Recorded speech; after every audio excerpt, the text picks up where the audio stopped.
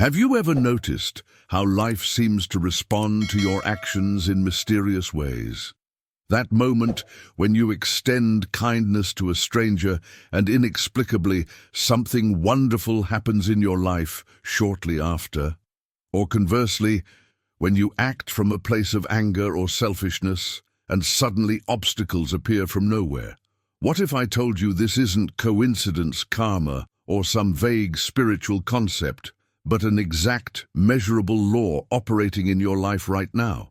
But before we begin, please hit the like button and let me know where in the world you're watching from today. It's always fascinating seeing who's joining us from around the world. Today, we're diving into something that transcends traditional notions of morality, something I call the law of good. This isn't about being good because religion says so, or because society expects it. This is about understanding a fundamental force that shapes our reality as reliably as gravity shapes our physical world. Has this ever happened to you? You make a decision that feels right in your heart, against all logical arguments, only to discover later it was exactly the path you needed to take. Or perhaps you've witnessed how certain people seem to attract positive circumstances, while others remain trapped in cycles of frustration despite their best efforts. The law of good operates beyond our conventional understanding of right and wrong. It's not a philosophical concept open to debate or a cultural construct that changes with time. It's an immutable principle woven into the fabric of existence itself, automatic, exact, and completely infallible. What most spiritual traditions and moral systems have tried to capture are simply glimpses of this deeper operating principle. They've sensed its presence, but often wrapped it in dogma or oversimplified its mechanics. The truth is far more fascinating and practical. Stay with me until the end of this exploration, because understanding this law could fundamentally transform how you make decisions, build relationships, and navigate life's challenges. We're not talking about minor improvements. We're discussing a complete paradigm shift in how you perceive your role in creating your reality. Think of the law of good as the operating system running beneath all human experience. Just as you don't need to believe in electricity for it to power your devices, you don't need to believe in this law for it to be constantly shaping your life circumstances. But becoming conscious of it, that's where your power begins. What you're about to discover might surprise you, especially if you've been struggling with traditional moral frameworks that feel restrictive or outdated. This isn't about imposing new limitations. It's about recognizing the liberating truth that aligning with good isn't a sacrifice, but the most direct path to what we all ultimately seek: fulfillment, peace, and genuine connection. As we continue, we'll explore not just the theoretical foundation of this law, but its practical applications in everyday decisions, from business choices to personal relationships. We'll examine how this law manifests differently than you might expect, sometimes working through channels that initially appear challenging or even painful. If you found value in our exploration of divine principles and mental renewal, I invite you to become part of our community by subscribing. Each new video builds upon these foundational concepts, providing you with practical tools for your personal awakening journey. That's where the fundamental difference lies. While gravity operates automatically, whether we acknowledge it or not, the law of good responds to our thoughts with striking precision. It's a quiet force working behind the scenes of our lives, translating our mental energies into tangible results. When we dwell in thoughts of love, peace, and health, these energies don't simply evaporate into the universe. They become the architects of our reality, returning to us in equivalent physical manifestations. The warmth you feel when helping someone isn't just emotional satisfaction. It's the law of good, acknowledging your alignment with its principles. Consider a garden as a metaphor for this principle. The plants don't judge the seeds you place in the soil. They simply grow according to what was planted. Your mind works the same way. Plant thoughts of abundance, and abundance grows. Plant thoughts of lack, and lack is what follows. This isn't just spiritual philosophy. It's the underlying mechanism of our lived experience. When we consistently think of health, our bodies respond, not through magic, but through subtle shifts in our behaviors, choices, and even our biochemistry. The person who genuinely believes in their well-being tends to make decisions that support that belief. The revelation here is that this law operates with perfect impartiality. It doesn't favor the wealthy, the educated, or the privileged. It responds to the thoughts of every person with equal fidelity. The challenge most face isn't accessing this power, but recognizing its constant presence in their lives. Now, I want to go even deeper into this topic by examining how this principle transforms our understanding of personal responsibility. When we truly grasp that our thoughts are creative forces, not just passive reflections of our circumstances, it shifts our entire relationship with life's challenges. Many of us have been taught to view difficulties as external impositions, things that happen to us, but through the lens of this universal law, we can see them as reflections of our dominant thought patterns. This isn't about blame, but about empowerment.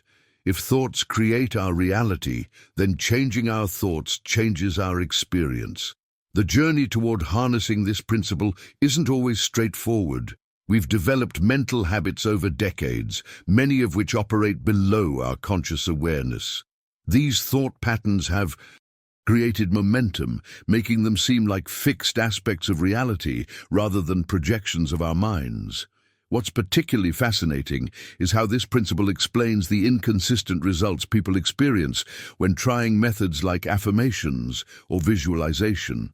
Simply reciting positive words while maintaining a contradictory inner dialogue creates conflicting signals.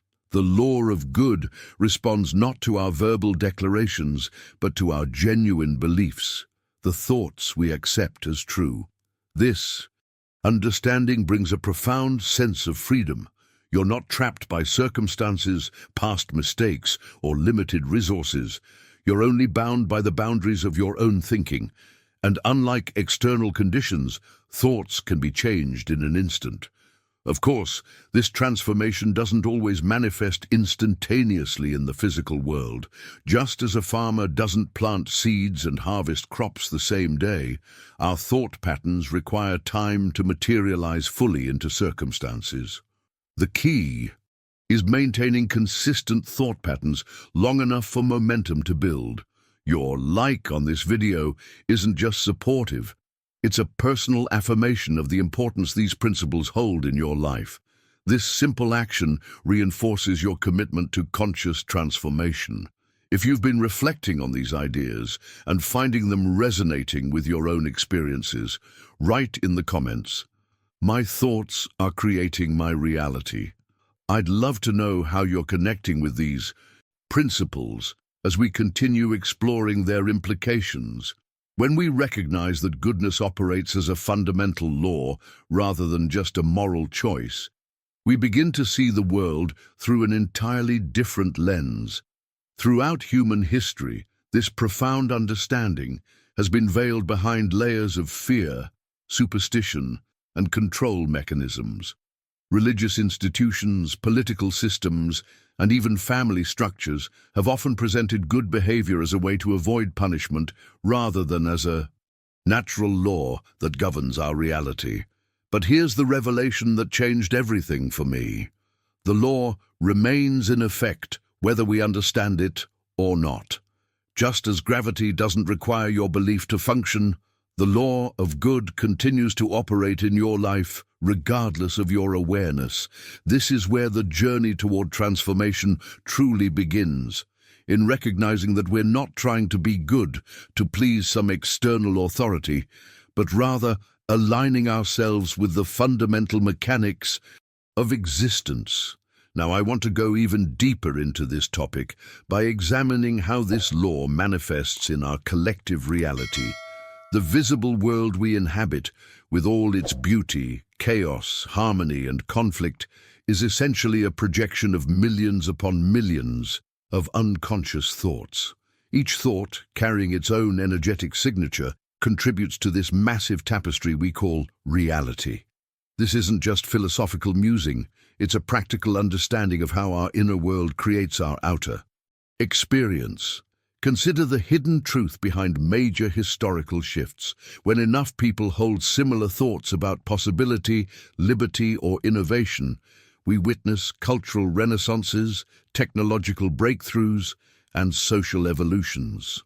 Conversely, when collective thoughts trend toward fear, scarcity, and division, we see the manifestation of conflict, economic downturns, and societal regression. This understanding provides us with a profound opportunity for impact. By becoming conscious of our thought patterns, we're no longer passive participants in reality, but active co-creators. This doesn't mean we gain magical powers to manifest luxury cars overnight. The process is both more subtle and more significant than that. It means recognizing that each thought contributes to the field of consciousness that shapes our shared experience. What's particularly fascinating is how this principle operates behind the scenes of our personal relationships. Have you ever noticed how some people seem to naturally attract positive experiences, while others repeatedly encounter the same difficulties? This isn't random chance or predetermined fate.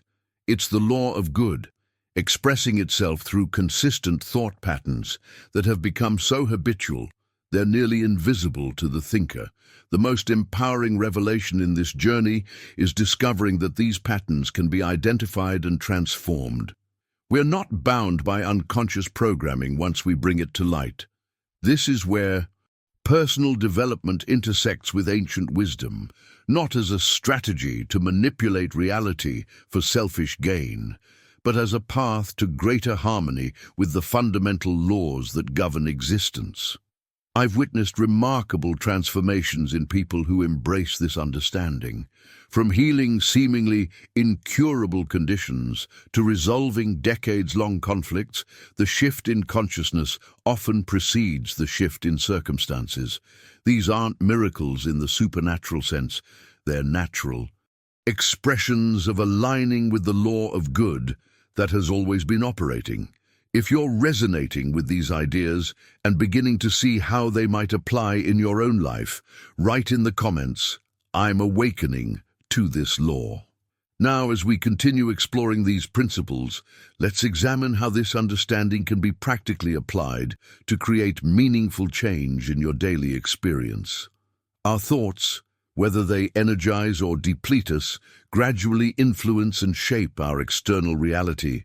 Similar to how collective fear and negativity can manifest as conflict between nations, this isn't some abstract concept, but a fundamental principle that operates invisibly in our lives every day.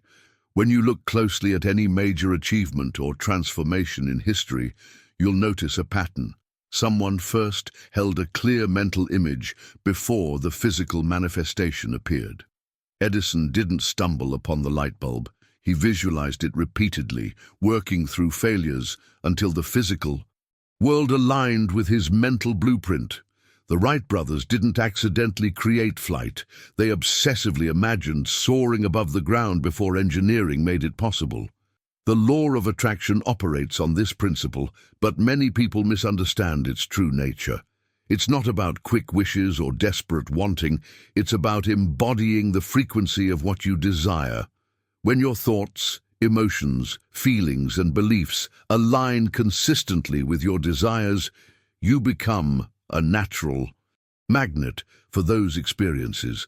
Think about your own journey. Haven't you noticed how periods of negative thinking tend to attract more difficulties, while maintaining hopeful, solution-oriented thoughts seems to open unexpected doors? This isn't coincidence, but the invisible bridge between mind and matter that Harnell reveals in his teachings. The practical application is where this knowledge becomes transformative. Harnell provides a systematic approach that moves beyond wishful thinking into deliberate creation. He shows how to harness mental energy through specific exercises, concentrated visualization, purposeful meditation, and consistent thought discipline to influence your physical circumstances. One powerful revelation is how our subconscious mind serves as the interface between thought and physical reality. When we feed it consistent images and emotions, it works tirelessly to align our external world with our internal programming. This explains why affirmations without genuine feeling produce minimal results, while emotionally charged thoughts, whether positive or negative, manifest with surprising speed. The Master Key system teaches us to become conscious directors of this process, rather than unconscious participants. Most people's thoughts are scattered, contradictory, and reactive to circumstances, creating a chaotic mix of signals to the universe. Masters of this law maintain coherent thought patterns regardless of temporary conditions, knowing that persistence will eventually tip the balance toward manifestation. Think about areas where you've unknowingly applied this principle. Perhaps you worried intensely about a situation, mentally rehearsing worst-case scenarios, only to watch them materialize. Or maybe you've experienced the opposite, confidently envisioning a positive outcome despite contrary evidence, and witnessing reality gradually conform to your expectation. What's particularly fascinating is how this process accelerates as you become more conscious of it. Like learning any skill, deliberate practice creates mastery. Those who consistently apply these principles develop an almost uncanny ability to shape circumstances through thought alone, not because they're specially gifted, but because they've trained themselves to use natural laws effectively. Now, I want to go even deeper into this topic by exploring how Harnell's system builds upon itself, creating a progressive path toward complete mental mastery. Each stage of understanding unlocks new levels of creative power, revealing how the universe responds not just to what we think, but to who we become in the process. If you're recognizing these principles at work in your own life experiences, type "I see the pattern" in the comments below. It's always fascinating to see how many people are connecting these dots in their lives. We need to understand that the law of attraction isn't just another spiritual concept. It's rooted in quantum physics, where our thoughts literally become things.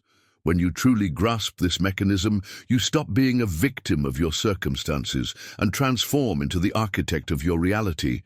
This realization represents a profound paradigm shift in how we navigate our daily existence.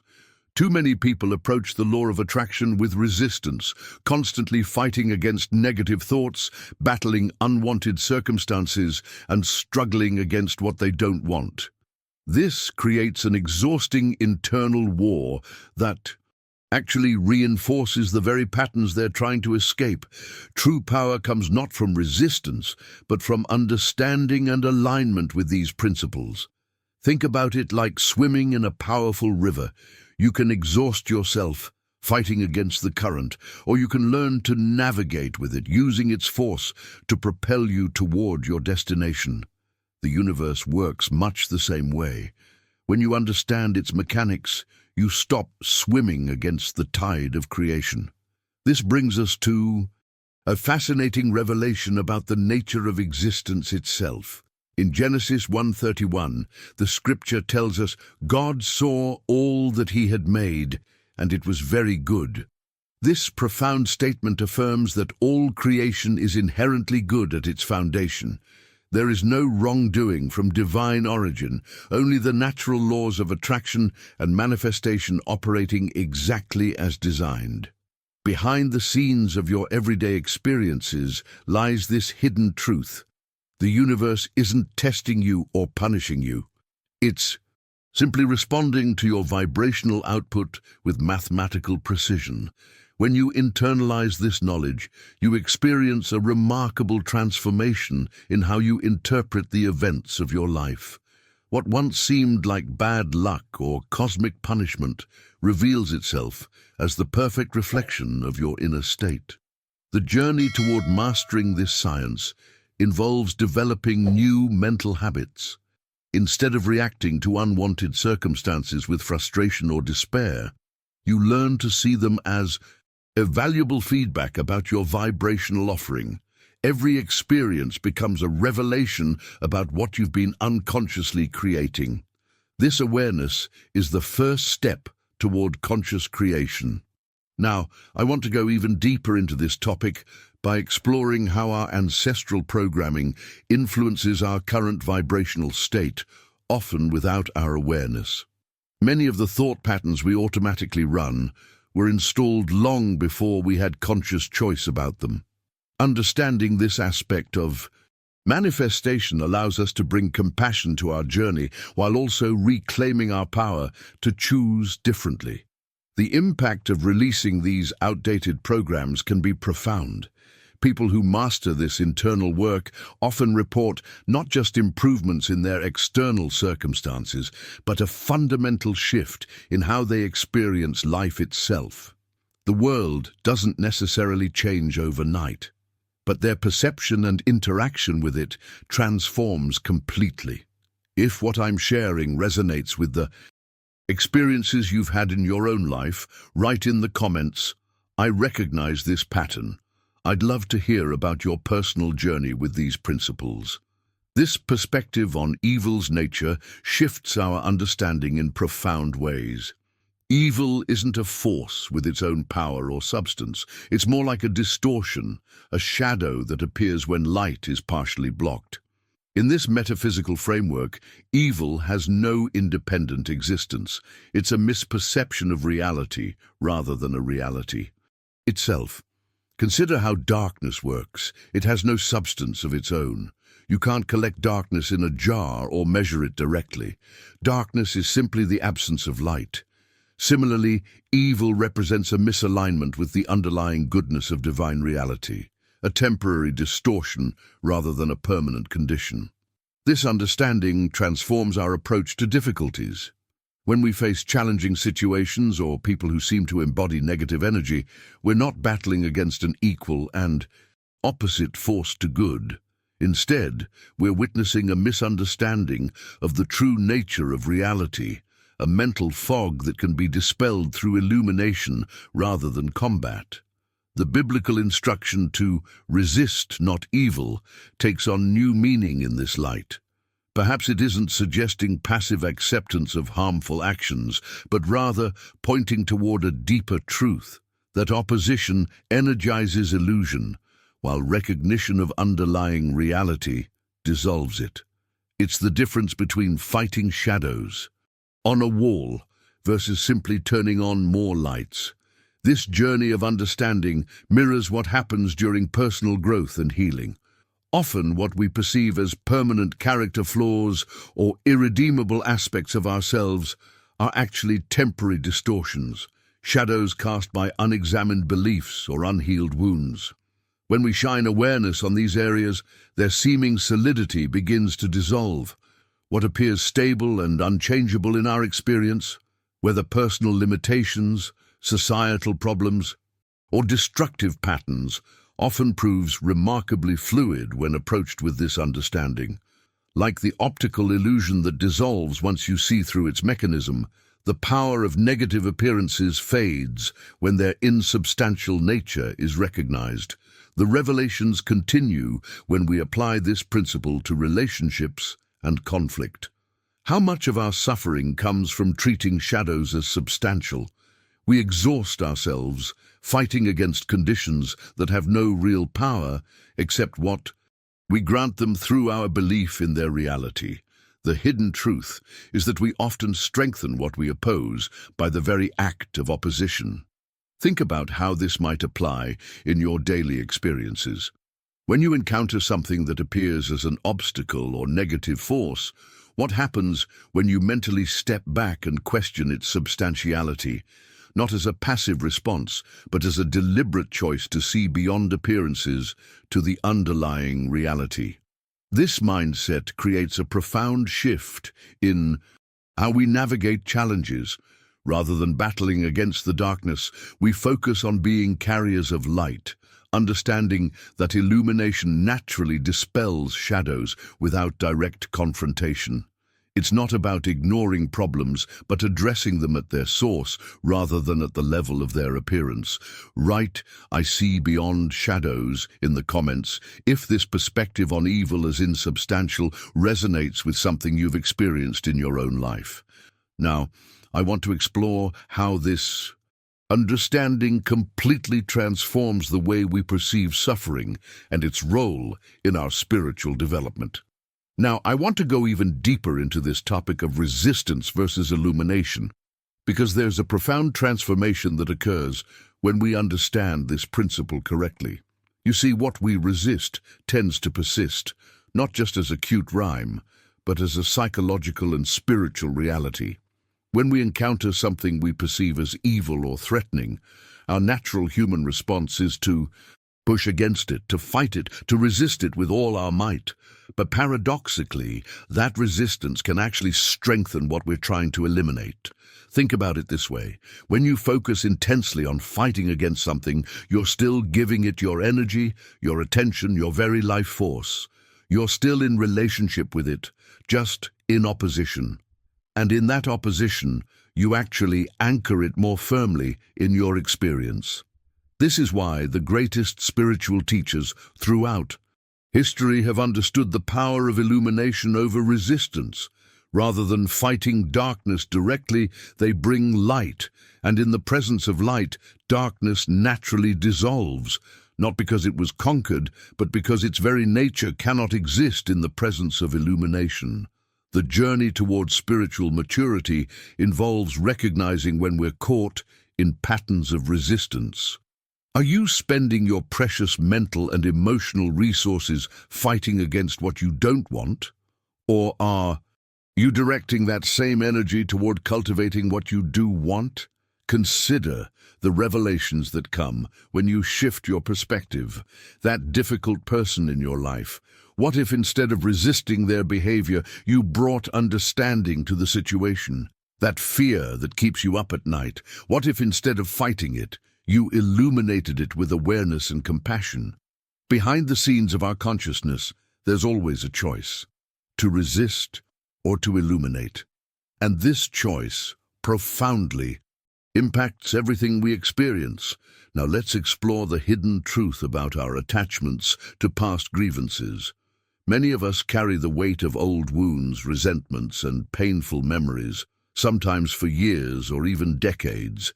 We may not even realize how these emotional anchors are affecting our present reality. These attachments become invisible prisons. While we believe we're protecting ourselves by holding on to these grievances, we're actually limiting our capacity for joy, connection, and spiritual growth. Every ounce of mental and emotional energy spent dwelling on past hurts is energy unavailable for present creation. The profound paradox here is that true freedom comes not from getting justice or revenge for past wrongs, but from the willingness to release our grip on these stories altogether. This doesn't mean we pretend bad things never happened. Rather, it means we make the courageous decision to stop allowing those events to control our present experience. This release isn't something we can force through willpower alone. It requires a deep understanding that holding on to grievances hurts us more than anyone else.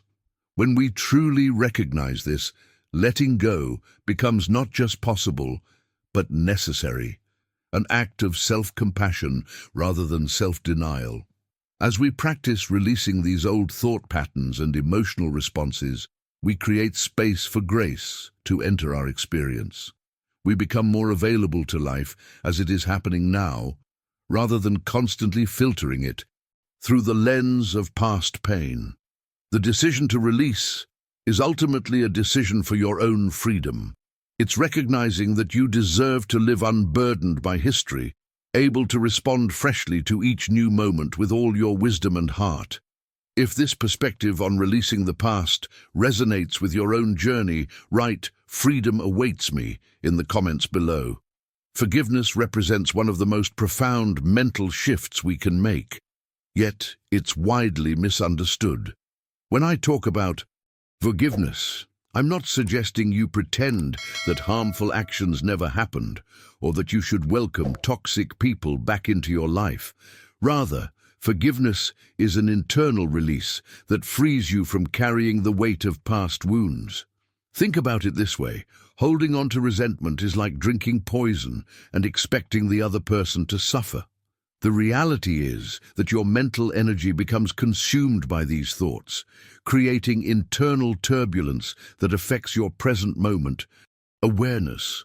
When you choose to forgive, you're making a decision to cut the invisible cords that bind you to painful experiences. This transformation isn't always immediate. Often, it's a gradual process of letting go, layer by layer. I've worked with people who discovered that their inability to forgive was actually keeping them locked in a perpetual state of victimhood, a mental position that drained their creative energy and prevented them from fully stepping into their potential. The journey toward mental liberation requires honest self-reflection. What beliefs are you holding on to that no longer serve your highest good? Many of us operate from deeply ingrained scarcity mindsets without even realizing it.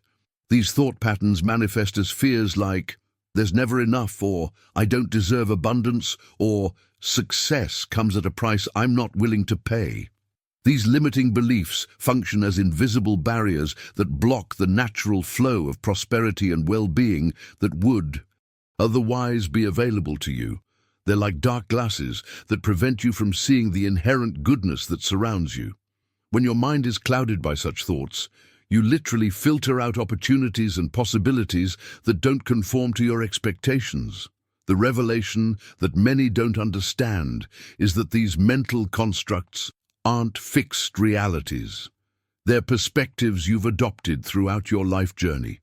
Some came from childhood experiences, others from cultural conditioning, and many from painful disappointments along the way.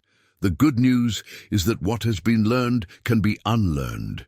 Behind the scenes of every major breakthrough I've witnessed is a fundamental shift in mental positioning.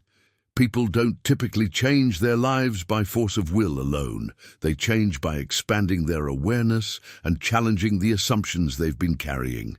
This internal work creates space for new possibilities to emerge naturally. I'm reminded of a client who had been struggling with chronic financial stress despite having objectively successful career achievements. During our work together, she uncovered a deeply held belief that financial security meant becoming like her father, someone she had judged as materialistic and disconnected from his family. Her unconscious association between wealth and becoming someone she didn't want to be was creating an invisible ceiling on her prosperity. When she recognized this hidden pattern, everything shifted. Not because she suddenly became more skilled or worked harder, but because she removed the internal resistance that had been sabotaging her efforts. The transformation wasn't just financial, it permeated every aspect of her life, as she felt more aligned and at peace with herself. Now, I want to go even deeper into this topic by exploring how these mental principles connect to the practical aspects of creating sustainable change in your life. The integration of wisdom and action is where the real magic happens, where insights become lived experiences rather than merely intellectual concepts. If you're resonating with these ideas so far, type "Freedom begins within" in the comments below. Now, I want to go even deeper into this topic by exploring the profound implications of these last two principles.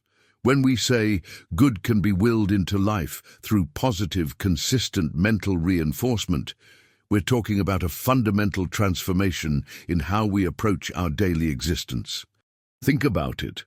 Your mind is literally the canvas upon which your entire life is painted. Every situation you encounter first exists as a thought before manifesting in your physical reality. This isn't just spiritual theory. It's reflected in how modern psychology understands cognitive patterns and their impact on our behaviors and outcomes. The practice of rejecting negative thoughts isn't about naive positivity or ignoring problems. Rather, it's about recognizing the hidden truth that dwelling on negativity creates a spiraling effect that can consume your potential. When you catch yourself in patterns of doubt, fear, or limitation, you're at a pivotal decision point. Continue down that mental pathway or consciously redirect toward possibility. Biblical wisdom has long echoed this understanding. Proverbs reminds us that as a man thinketh in his heart, so is he. This ancient insight perfectly aligns with what neuroscience now confirms about neuroplasticity. Our brains physically reshape according to our most consistent thought patterns. The pathways we travel most frequently become the superhighways of our mind. I've witnessed remarkable journeys of people who fundamentally changed their circumstances, not by first changing their external world, but by rigorously guarding their mental environment. A struggling entrepreneur I mentored once confessed that his business began to turn around not when market conditions improved, but when he stopped entertaining thoughts of inevitable failure and began mentally rehearsing success scenarios instead. This isn't about magical thinking. The connection between mind and manifestation operates through very practical mechanisms. When you maintain positive mental frameworks, you naturally spot opportunities others miss. Your energy shifts, making you more attractive to collaborators. Your persistence increases because you've already conquered the most significant battle, the one within your own consciousness. The practice requires discipline, however. Our minds have default settings that often skew negative, an evolutionary inheritance designed to protect us from threats. Overriding this system demands intentional, consistent effort. It's the behind-the-scenes work that nobody witnesses but ultimately creates the results everyone sees. What's particularly fascinating is how this principle crosses cultural and religious boundaries, from Eastern meditation practices to Western psychological techniques. The universal revelation remains. Mind precedes matter. Your thoughts create ripples that eventually become the waves of your life experience. The practical application is straightforward, yet profound. Begin each day by setting your mental environment. Guard your thoughts with vigilance. When negative patterns emerge, don't fight them directly. That only reinforces them. Instead, gently but firmly redirect toward what you wish to create. Make this a habitual practice and watch as your external reality gradually aligns with your internal landscape. If this resonates with you, write in the comments, "My mind, my reality," and share one specific thought pattern you're committed to changing in your life. In this fascinating intersection of ancient wisdom and modern science, we discover that our minds are far more powerful than most people realize. The law of mental return operates much like an invisible echo chamber in our lives. Every thought we send out doesn't just disappear into the ether, it returns to us multiplied. This is the hidden revelation behind why some people seem to attract success, while others remain trapped in cycles of negativity. When you understand this mental boomerang effect, you begin to guard your thoughts with the same care you might guard your most valuable possessions. I've witnessed remarkable transformations in people who simply became more intentional about their mental patterns. Think about it. If your thoughts are constantly focused on lack, limitation, and problems, the law of mental return ensures those very experiences dominate your reality. This isn't just spiritual theory. Science has been gradually catching up to what ancient traditions have taught for millennia. The mind-body connection has moved from fringe concept to established science. Studies on psychoneuroimmunology have shown how our immune system responds directly to our thought patterns. Researchers have documented how meditation and positive thinking literally change brain structure and improve bodily functions. The journey toward mastering this law begins with awareness. Most people float through life completely unconscious of their thought patterns, wondering why the same situations keep manifesting. Breaking this cycle requires a deliberate mindset shift, becoming the observer of your own thoughts rather than being consumed by them. What's particularly fascinating is how this law operates regardless of your belief in it. Like gravity, it doesn't require your acknowledgement to function. The skeptic who dismisses these principles still experiences their effects, often mistaking the results as random chance or bad luck. This is perhaps the most profound revelation, that we've been using these laws unconsciously our entire lives. The practical application extends beyond mere positive thinking. It's about creating thought environments that support your deepest desires. Elite performers in every field understand this. Intuitively, they visualize success, rehearse mentally, and train their minds with the same discipline they train their bodies. They're leveraging the law of mental return, whether they call it that or not. Consider how this understanding might transform your approach to challenges. Instead of seeing obstacles as blocking your path, you recognize them as opportunities for growth, precisely because your response to them shapes what returns to you. This perspective shift alone can create remarkable ripple effects throughout your life. Now, I want to go even deeper into this topic by examining how the mind-body unity principle reinforces everything we've discussed. Beyond just influencing our emotional state, our thoughts create actual biochemical reactions. The nervous system doesn't distinguish between real and vividly imagined events. Both generate similar physiological responses, which is why visualization techniques have proven so effective across so many disciplines. If you're following along and this framework is clicking with you, write Mindset Multiplier in the comments.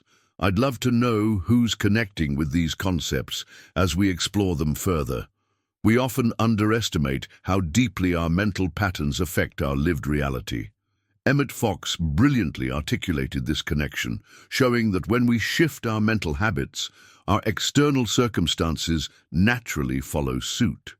It's not merely positive thinking, it's about recognizing our fundamental responsibility for what we cultivate in our minds moment by moment.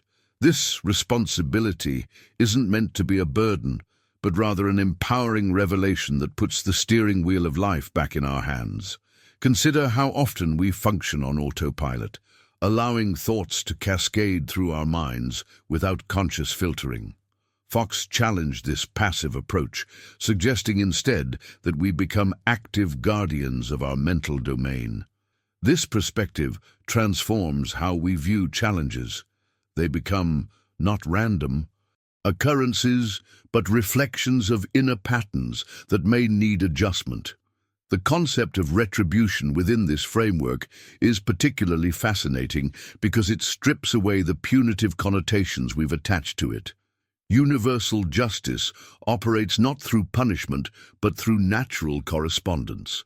In the same way that a garden reflects the care of the gardener, our life experiences mirror our predominant thoughts. This isn't personal, it's principle. Behind these teachings lies a profound truth about human potential that mainstream thinking often overlooks. We're not merely responding to life, we're continuously creating it through our mental activity. The hidden power in this realization can trigger a remarkable transformation in how we navigate difficulties. I've witnessed countless individuals experience breakthrough moments when they fully grasp this principle. One person I worked with had experienced a lifetime of financial struggle despite working incredibly hard.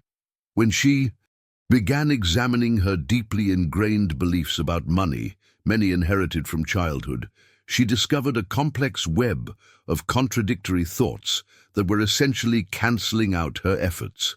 As she methodically addressed these mental patterns, her external circumstances shifted in ways that seemed almost miraculous to her. The journey toward mental mastery isn't always comfortable. It requires honest self-reflection and the courage to confront limiting beliefs that may have become familiar. Companions. Yet this discomfort serves as the gateway to genuine freedom. Fox's teachings remind us that we're not victims of circumstance, but powerful creators who can redirect our life experience through conscious mental choices. Now I want to go even deeper into this relationship between thought and manifestation. The law of attraction operates with mathematical precision, but many misunderstand its subtler aspects. It's not merely about positive affirmations. It's about aligning the totality of our mental and emotional states with what we wish to experience. The invisible aspects of this process are often where the most significant revelations occur. The mind operates on multiple levels simultaneously. While our conscious thoughts may affirm abundance, our subconscious patterns might be programmed for scarcity. This internal conflict creates the frustrating situations where we intellectually understand these principles, but struggle to see them manifest in our lives. True mental mastery requires harmonizing these different levels of consciousness.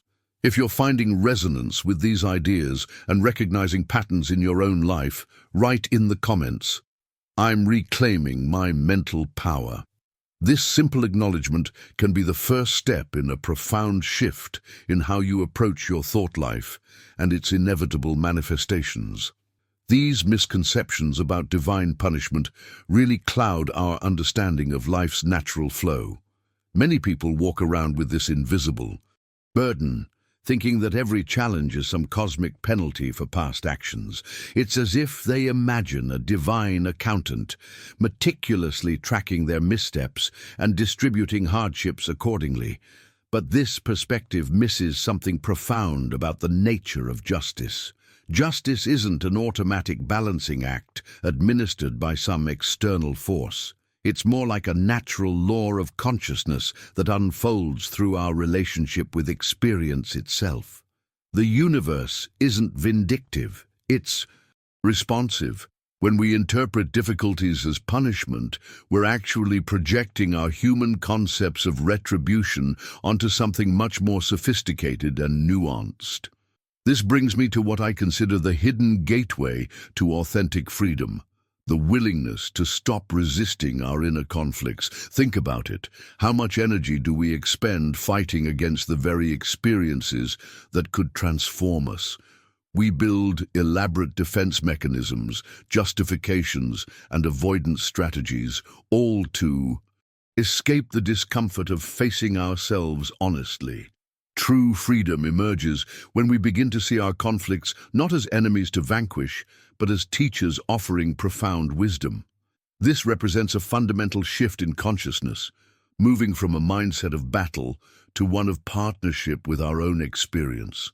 The journey toward inner peace isn't about eliminating all conflicts. It's about transforming our relationship with them. I've witnessed remarkable transformations in people who embrace this approach. There's something deeply liberating about relinquishing the exhausting mental resistance we maintain against parts of ourselves or situations we face. When we stop treating difficulties as punishments to endure and start approaching them as invitations to evolve, everything shifts. Consider how many decisions we make from a place of fear rather than wisdom, afraid of facing what's already living within us. These internal struggles aren't random annoyances disrupting an otherwise peaceful life. They're revelations pointing toward what needs our attention and integration. This understanding doesn't mean passively accepting harmful situations. Rather, it's about discerning the difference between circumstances we should change and inner resistances we need to release. The paradox here is beautiful. By fully embracing our conflicts rather than fighting them, we often discover they transform naturally without the struggle we anticipated. Behind the scenes of every spiritual tradition, beyond the rituals and doctrines, lies this essential truth. Our resistance to what is causes more suffering than the original challenge ever could. The mind creates elaborate narratives about why things shouldn't be as they are. while wisdom recognizes that acceptance is the starting point for genuine change. Now, I want to go even deeper into this topic by exploring how this principle applies to our everyday encounters with others. The most challenging relationships often serve as mirrors reflecting precisely what we need to address within ourselves.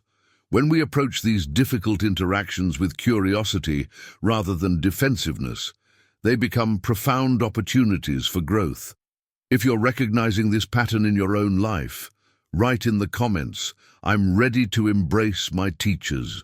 Now, I want to go even deeper into this profound shift in perspective that true enlightenment offers us.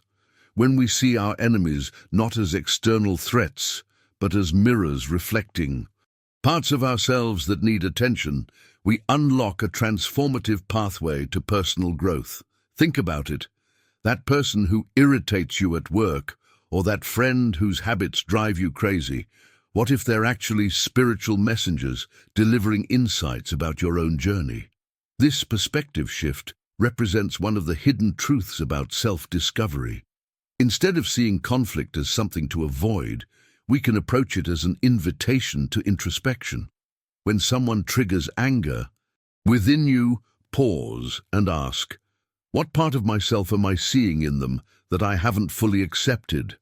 This simple question can lead to remarkable revelations about your own shadow aspects. The journey toward this mindset isn't always comfortable. It requires real courage to look inward rather than project outward. But this approach has been at the heart of spiritual traditions for centuries, not because it's easy, but because it works.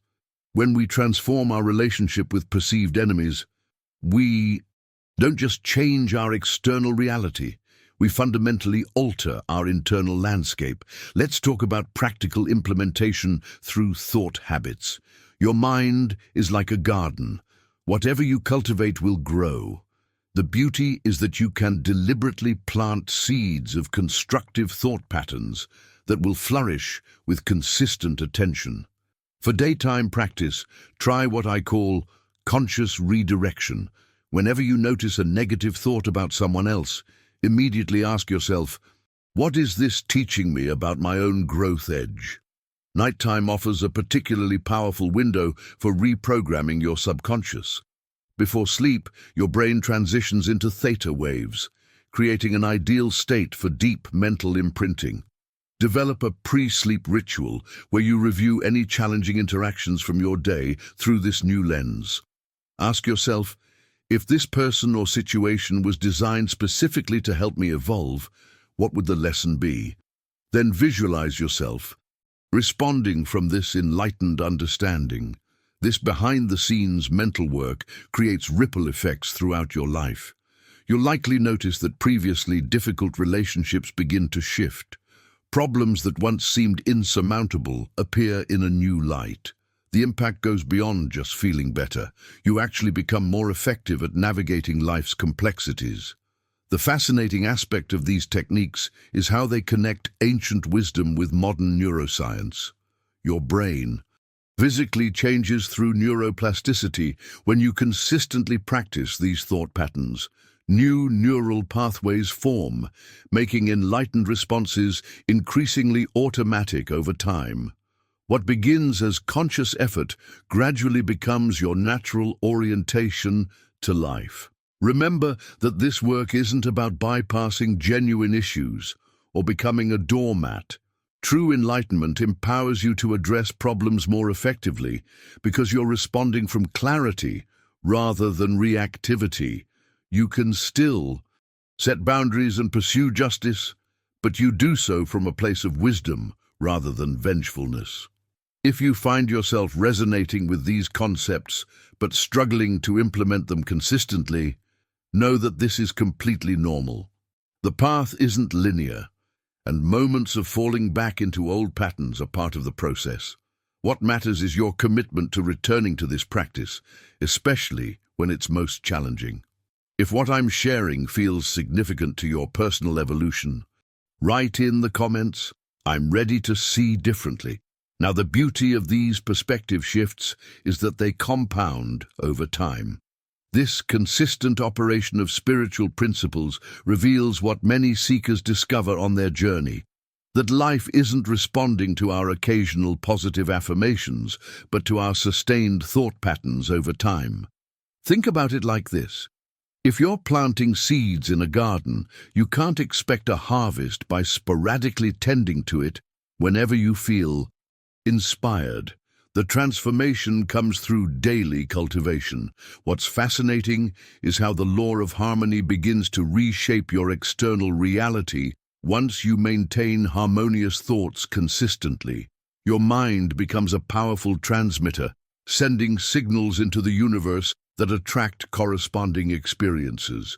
Many people miss this crucial understanding. They try positive thinking as a sporadic technique, rather than adopting it as a way of being.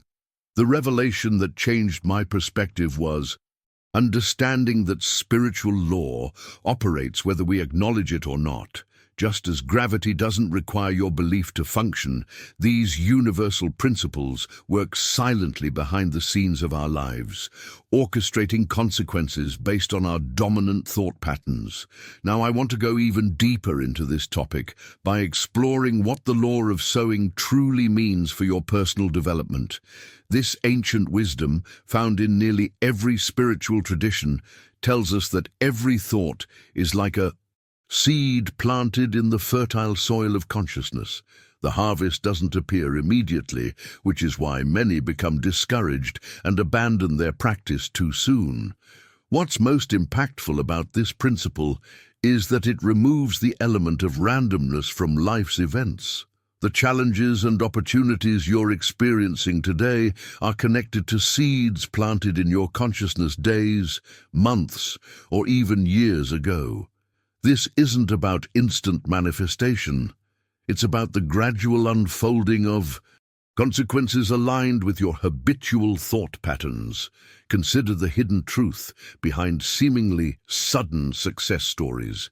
When you dig beneath the surface of overnight achievements, you invariably discover years of consistent mental labor, visualization, and unwavering belief that preceded the visible breakthrough. The universe wasn't suddenly generous. It was responding to a long-established vibrational pattern. Your mental garden requires patience. Many abandon their practice because they don't see immediate results, not realizing that profound shifts are occurring beneath the surface.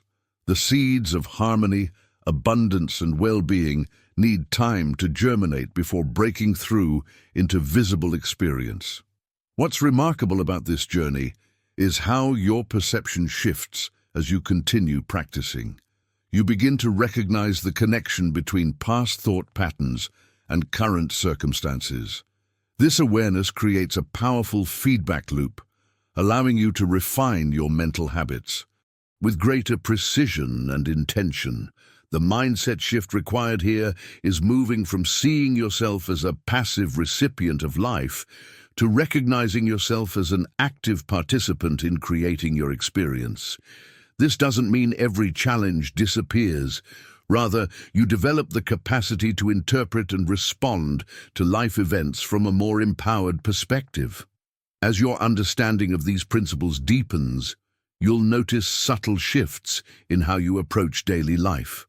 Decision-making becomes more intuitive, relationships more harmonious, and obstacles more navigable. You're not just thinking differently, you're living differently as a result of your transformed consciousness. If you're resonating with these ideas and beginning to see connections to your own life experiences, drop a comment saying, "I see the seeds I've planted." I'd love to hear how these principles are showing up in your unique journey. When we really understand the energetic dimensions of thought, we begin to see why ancient spiritual traditions have always emphasized the power of prayer and meditation. These aren't just rituals or religious obligations. They're sophisticated technologies for energy management and life transformation. Think about it. During deep meditation or heartfelt prayer, you're essentially reorganizing your energy field, creating coherence where there was chaos, and establishing a clear channel between your consciousness and the universal field. I've witnessed remarkable transformations in people who commit to these practices. A friend who battled chronic anxiety for decades found that 20 minutes of daily meditation gradually shifted not just her mental state, but actually reorganized her external circumstances. Job opportunities appeared, relationships improved, and health issues began resolving, not through magical thinking, but through the systematic realignment of her energy field with more constructive patterns. The hidden truth many miss is that these practices work whether or not you believe in them spiritually. The energy shifts they create follow natural laws, similar to how gravity works whether or not you believe in it. What matters is consistency and genuine intention, not perfect execution or philosophical agreement. Now, what about the energy drain of negative thoughts? This is where the journey becomes particularly fascinating. When we harbor resentments, replay painful memories, or engage in self-criticism, we're essentially creating energy leaks in our system. Think of it like leaving all the faucets running in your home. No matter how much energy you bring in, it continually drains away. Science has documented how negative rumination activates stress hormones, increases inflammation, and literally shortens telomeres, the protective caps on our DNA associated with longevity. The revelations come when we contrast this with the energy-generating states of gratitude and forgiveness. These aren't just nice emotional states. They're powerful recalibrations of your entire energy system. When you genuinely feel grateful, your heart rhythm patterns become more ordered and coherent, as measured by HeartMath Institute researchers. This coherence doesn't stay contained within your body but extends outward, influencing your electromagnetic field, which then interacts with everything and everyone around you. Forgiveness works similarly, but perhaps even more profoundly. When you truly forgive, you're not doing the other person a favor. You're releasing yourself from an energetic tether that's been draining your life force. I've seen people who finally forgave long-standing grievances experience dramatic shifts in their vitality, creativity, and even financial situations within weeks. Behind the scenes of these transformational practices is a fundamental principle. Energy follows attention. Whatever you consistently focus on, you energize. This isn't metaphorical. It's how the universe operates at quantum levels. Your conscious attention is literally directing life force. The mindset shift comes in realizing you don't need to force change through willpower alone.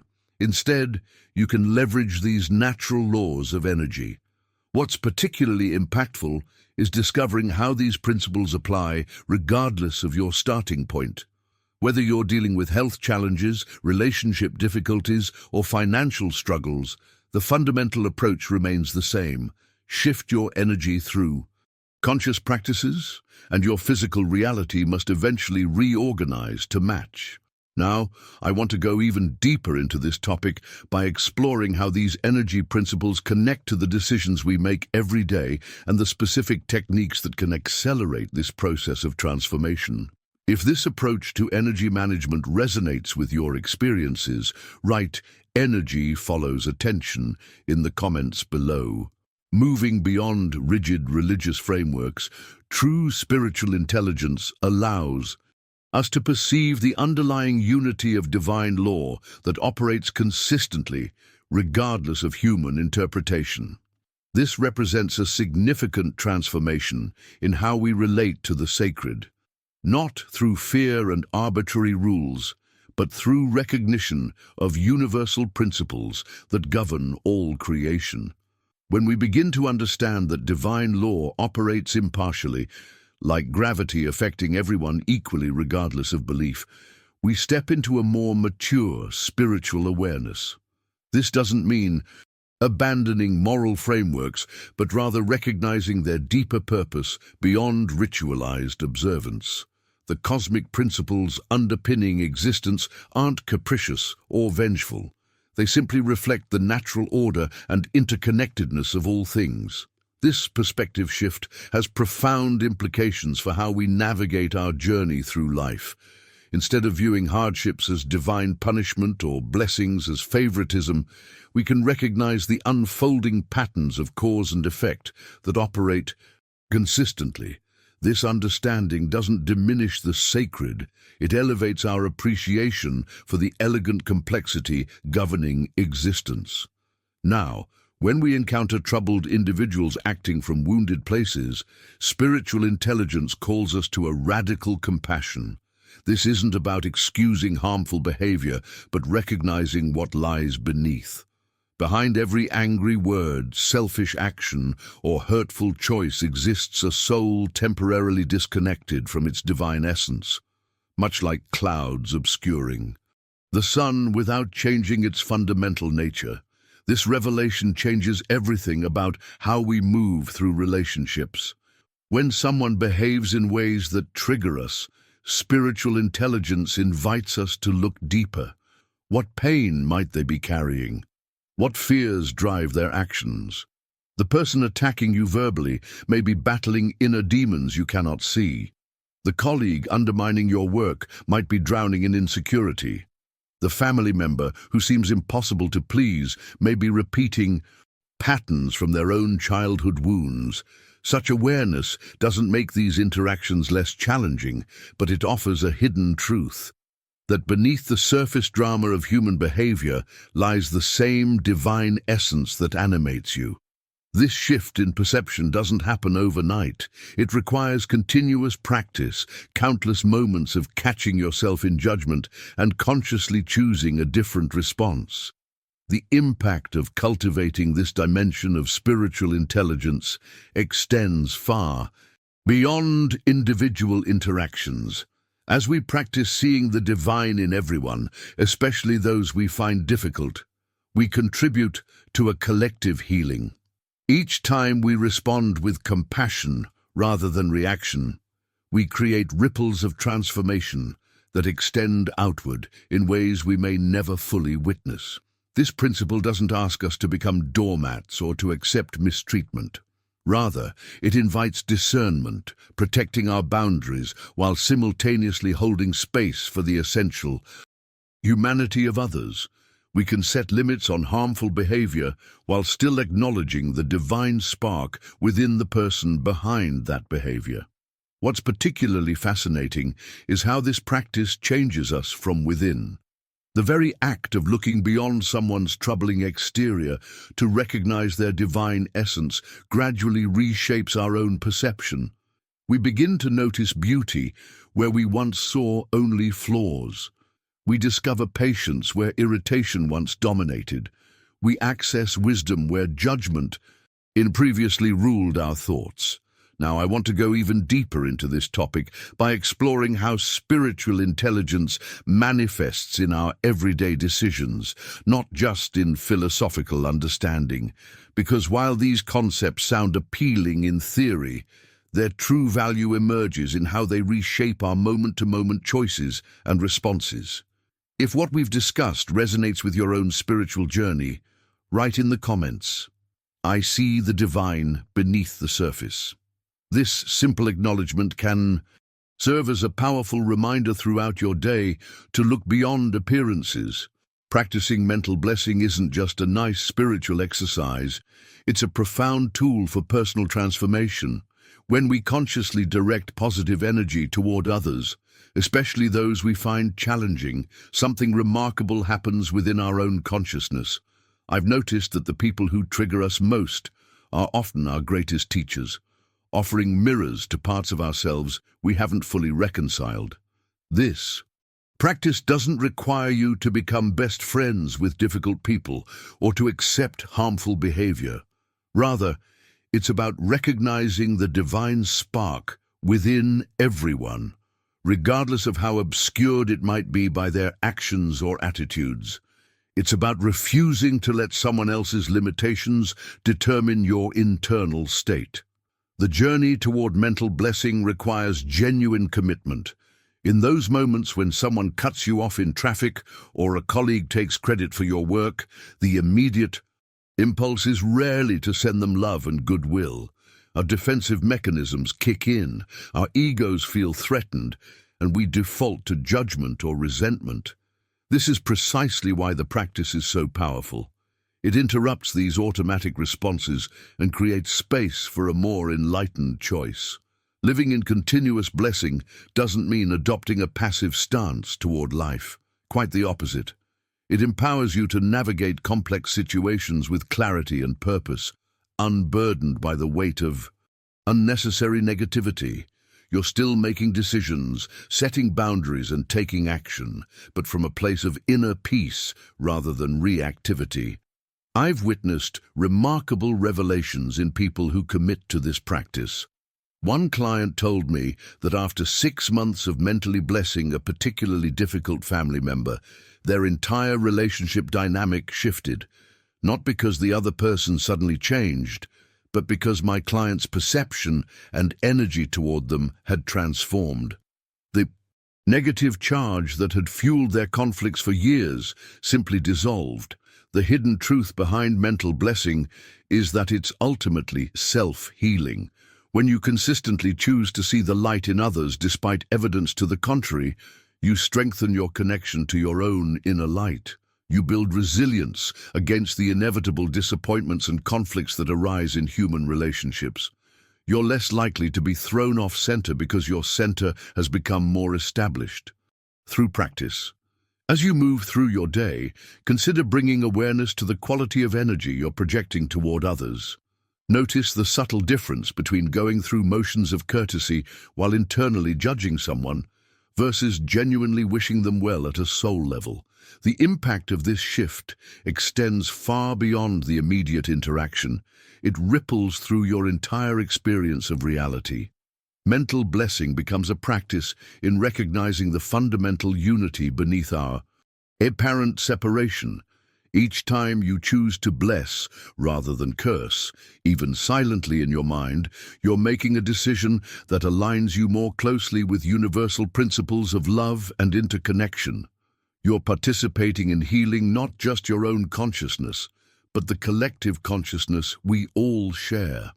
Now, I want to go even deeper into this topic by exploring how these spiritual practices can be integrated into our most challenging relationships, creating opportunities for profound healing and growth. The inner work we do through these practices isn't separate from our everyday lives. It becomes the foundation for how we engage with the world around us, especially in moments of difficulty. If you're resonating with this approach to spiritual practice, write in the comments, "I choose blessing over judgment," so I know you're with me on this journey. Developing this deeper awareness isn't just a one-time decision. It's a daily practice that transforms your entire perspective on life. I've found that setting aside even just 5 minutes each morning for conscious reflection creates ripples throughout my day. This mental discipline becomes the foundation for everything else. When you wake up and immediately affirm your commitment to seeing good, you're essentially programming your perception filter before the chaos of daily life has a chance to intervene. One practice I've adopted is keeping a small journal by my bedside. Before my feet hit the floor, I write down 3 specific things I'm committed to seeing the good in today, perhaps a challenging relationship, a difficult project, or even aspects of myself I typically criticize. This simple ritual creates an intentional focal point for my awareness throughout the day. The journey towards seeing more good involves developmental stages that mirror our spiritual growth. Initially, we might practice seeing good as an intellectual exercise. We understand the concept, but haven't fully integrated it. With consistent practice, it evolves into an emotional experience where we genuinely feel differently about the world around us. The ultimate transformation occurs when this way of seeing becomes our default perception, not something we do, but something we are. What's fascinating about this inner work is how it silently revolutionizes our external relationships. When you begin perceiving the intrinsic good in others, what some traditions call the divine spark or Christ nature, you'll notice people responding to you differently. This isn't magical thinking, it's the natural outcome of your shifted perception.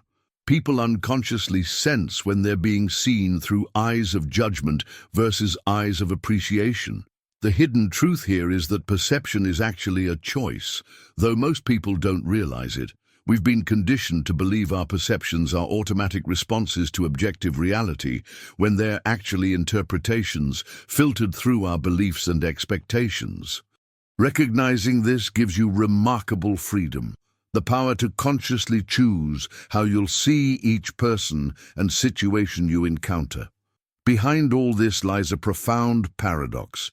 The more you practice seeing good in others, the more you discover it within yourself. These aren't separate processes, but a singular revelation, unfolding in two directions simultaneously. You begin noticing that the capacity for kindness, wisdom, and love you recognize in others is mirrored within you, often in ways you've previously overlooked or dismissed.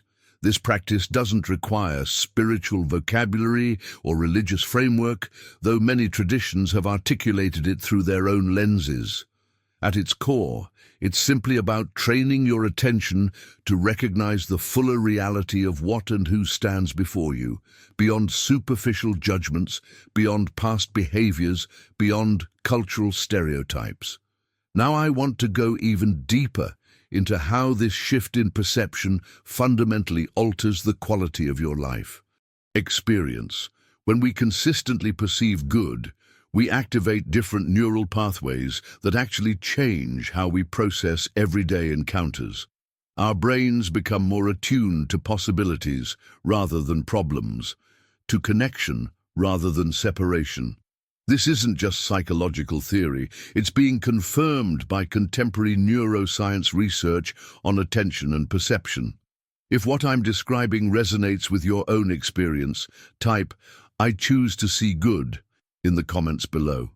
I'd love to know how many of you are already practicing this powerful approach to life. Now that we've established how to see the divine in others, let's explore some practical ways to integrate this understanding into daily life. When you next encounter someone who challenges you, perhaps a colleague who constantly disagrees with your ideas, or a family member who triggers old wounds, try this simple but profound exercise. Look beyond their physical appearance and consciously acknowledge the divine spark within them. You might silently affirm, "The same light that exists in me exists in you." This isn't about ignoring problematic behavior. It's about recognizing the deeper truth of who they are beneath the surface patterns.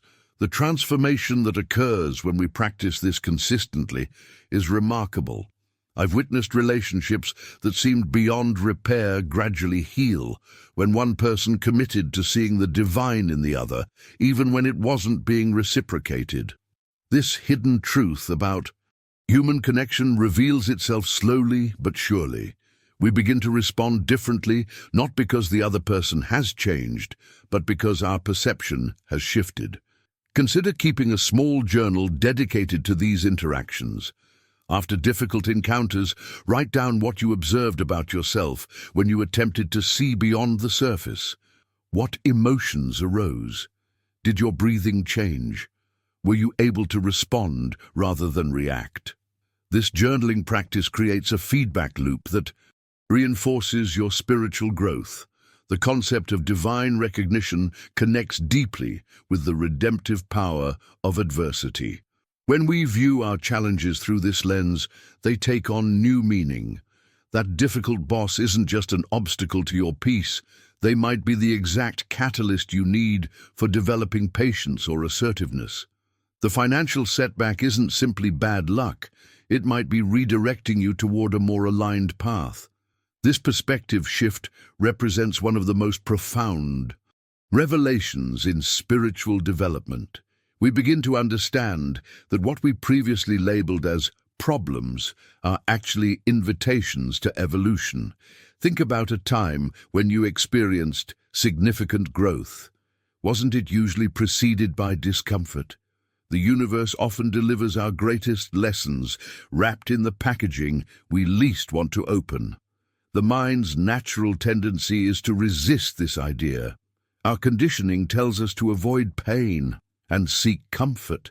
But what if the journey through discomfort is precisely what shapes us into who we're meant to become? Ancient wisdom traditions across cultures share this understanding, that the path of transformation requires us to embrace rather than avoid life's challenges. I'm reminded of a conversation with a spiritual teacher who shared that our greatest spiritual breakthroughs often come immediately after periods of intense struggle. It's as if the darkness serves to make the light more visible when it finally appears. This doesn't mean we should seek suffering, but rather that we can approach inevitable difficulties with a different mindset.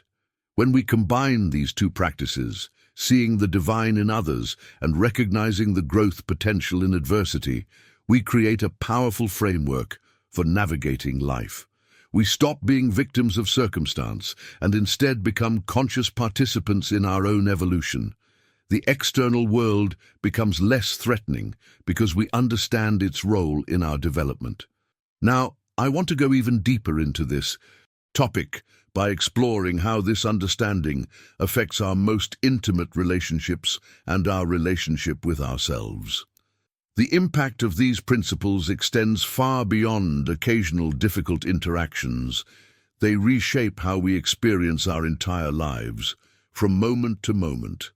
If this exploration of seeing the divine in difficult people and situations resonates with your own experience, write in the comments, "I'm ready to see differently." I'd love to know if this approach has worked in your own life. Our mental terrain is where the war for our reality is fought and won. Divine principles aren't abstract concepts floating in philosophical ether. They're practical instructions for engaging with the mechanics of consciousness. When I talk about systematic mental renewal, what I'm really describing is the deliberate practice of interrupting default thought patterns that no longer serve your highest expression. Consider how a garden requires continual tending. You don't plant once and expect perpetual harvest. Similarly, your mind needs regular weeding, pruning, and fresh planting. This renewal process isn't random. It's methodical, intentional, and governed by universal laws that operate whether we acknowledge them or not. The strategic direction of thought is where most people unknowingly surrender their power. Every thought is a seed with predictable harvest potential. When you align with divine principles, you're essentially learning to plant consciously rather than scattering seeds carelessly across your mental landscape. This strategic approach transforms thinking from reactive to creative. You become the architect rather than the victim of your experience. What's fascinating about this journey is how it reveals the hidden connection between inner states and outer reality. The ancients understood this correlation through the principle of correspondence. As above, so below, as within, so without. Your internal world creates templates that manifest in your external reality. This isn't mystical thinking, but practical application of how consciousness interfaces with matter. The reflexive consistency mentioned in these principles points to something profound about human development. We're designed to align our actions with universal good, not from rigid obligation, but from awakened understanding. When your choices naturally reflect higher principles, you've achieved what philosophers call second nature, or what spiritual traditions describe as enlightened living. This transformation ripples outward. As you align with divine principles, you become a catalyst for change in your environment. People around you sense something different, an authenticity, a steadiness, a presence that reflects something larger than personality. Your very being becomes an invitation for others to consider their own relationship with these timeless truths. The journey toward living these principles isn't always comfortable. It requires facing shadow aspects of yourself, examining beliefs that may have defined your identity for decades. This confrontation with limitation often triggers resistance, the ego fighting to preserve familiar patterns even when they cause suffering. This resistance is actually a positive sign that transformation is occurring. Behind every resistance is a revelation waiting to emerge. When you persist through discomfort, continuing to align with principles rather than preferences, you discover capacities within yourself that were previously dormant. Abilities that seemed impossible become your new baseline. Challenges that once overwhelmed you become opportunities for applying wisdom. Now, I want to go even deeper into this practical application of divine principles in everyday scenarios. The principles themselves are timeless, but their expression evolves as humanity develops. We're entering an era where these ancient truths are being integrated with modern understanding of psychology, neuroscience, and quantum physics, creating a more complete picture of human potential than ever before available. If what I've shared resonates with your experience or intuition about these principles, write "Awakening to Principle" in the comments section below. If you've stayed with me through this exploration of divine principles and systematic mental renewal, you've already begun the process of conscious transformation. The very act of engaging with these ideas plants seeds in your mental garden. For those wanting to continue this journey together, I invite you to subscribe to the channel. Each video builds on these foundational concepts, offering practical tools for navigating your own awakening process. If this message found its way to you at exactly the right moment, let me know by commenting "Awakening to Principle" below. This simple acknowledgement creates a touch point for our growing community of conscious creators. When you give this video a like, you're not just supporting content, you're signaling to yourself that these principles matter in your journey.